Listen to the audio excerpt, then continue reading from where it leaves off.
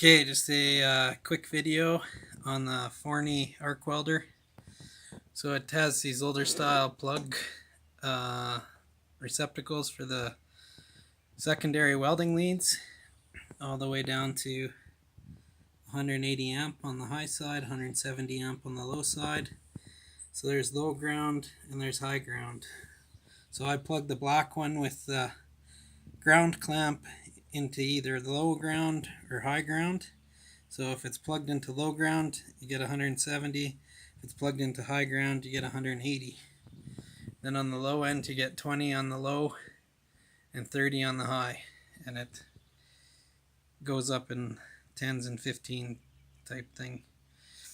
So you may have been able to buy your own welding leads for these at one time, or they came with the machine, but mine just came like this.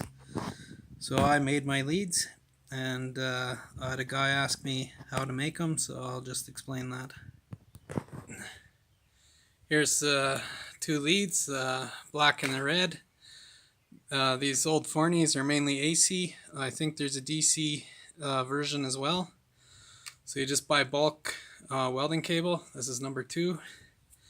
And then you just buy these banana plugs.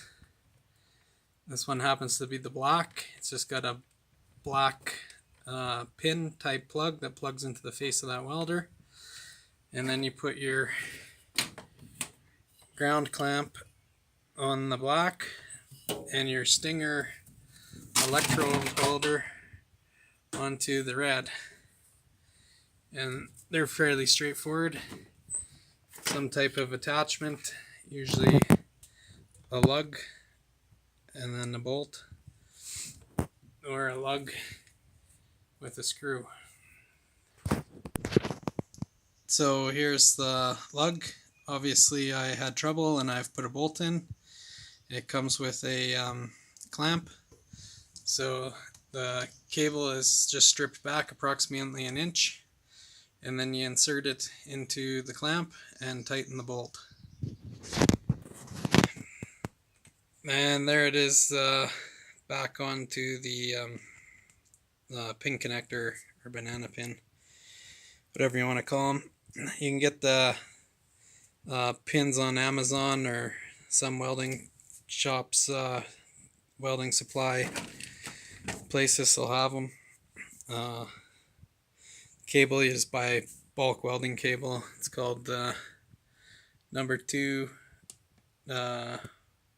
Flexiprene heavy duty. I think it's Texcan. So you can put a set of leads together in a couple hours.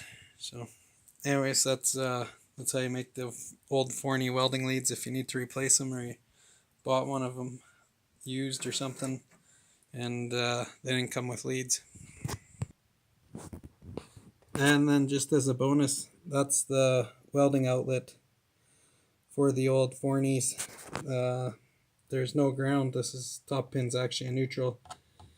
You can tie it to ground if you want, but it's an old range receptacle before they were ground in the ranges. So it's 120 making 240, and then in single phase it doesn't matter.